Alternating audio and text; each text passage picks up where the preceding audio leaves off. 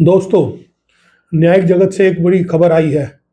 जो महाभियोग का आरोप झेल रहे, जिसे इम्पीचमेंट भी कहा जाता है, जस्टिस वर्मा, जिनके घर में पिछले साल जो है बहुत बड़ा कैश मिला था, उनके घर में आग लग गई थी तो उसमें बहुत बड़ा कैश की बरामदगी हुई थी। उस आरोप के चलते जस्टिस वर्मा ने कल इस्तीफा दे दिया। उनके खिलाफ महाभियोग की प्रक्रिया चल गई थी। 140 जो एमपी हैं, उन्होंने नोटिस देके और उस प्रक्रिया की मांग की थी। और उसमें जो है स्पीकर साहब ने 3 मेंबरी कमेटी बना के इसकी जांच शुरू कर दी थी। और पर पहले तो ये जांच चालू रही, पर अब जो है अचानक जो है चीफ जस्टिस वर्मा ने इस्तीफा दे दिया। और इस्तीफा देने से क्या हुआ कि वो जो महाभियोग प्रक्रिया है वो अपने आप ऑटोमेटिकली अपने खत्म हो गई।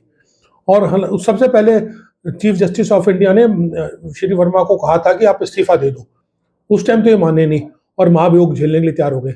अब अचानक इनके दिमाग में पता नहीं क्या आया, या टाइम गेन करने की ये स्ट्रेटेजी है, उन्होंने अब जो है इस्तीफा दे दिया। अब सवाल ये उठता है कि इस्तीफे के बाद क्या होगा। उससे पहले भी 2 जजेस इस तरह की बात कर चुके हैं कि महाभियोग के चलते इस्तीफा दे चुके हैं। और अभी तक आज़ादी के बाद किसी भी जज को इम्पीचमेंट करके या महाभियोग चला के अभी तक हटाया नहीं जा सका। तो जस्टिस वर्मा भी उसी कड़ी में रह गए। अब सवाल ये उठता है कि इस्तीफा देने के बाद इन पे एंटी करप्शन के मामले में एफआईआर हो सकती है या नहीं हो सकती, ये देखना पड़ेगा। और सीबीआई या ईडी इन पे कोई कार्रवाई करेगी कि नहीं करेगी। और इस मामले में अब एक लंबी बहस चल पड़ी है कि जजेस के खिलाफ कोई ना कोई मामला ऐसा होना चाहिए कि सिर्फ इस्तीफे से बात नहीं बननी चाहिए। जो उनकी अकाउंटेबिलिटी है, जो करप्शन के चार्जेस हैं, उन पे कोई ना कोई कड़े कानून आने चाहिए।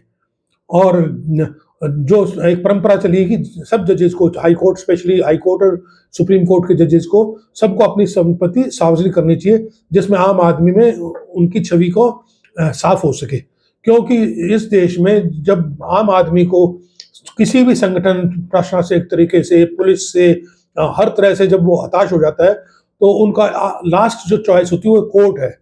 आम आदमी सोचता है कि मुझे कोर्ट से न्याय मिलेगा। और कोर्ट के जजेस पे अगर थोड़ी सी भी कुछ उनका कैरेक्टर पे दाग लगता है तो आम आदमी के विश्वास पे, छवि में बहुत गहरा असर पड़ता है।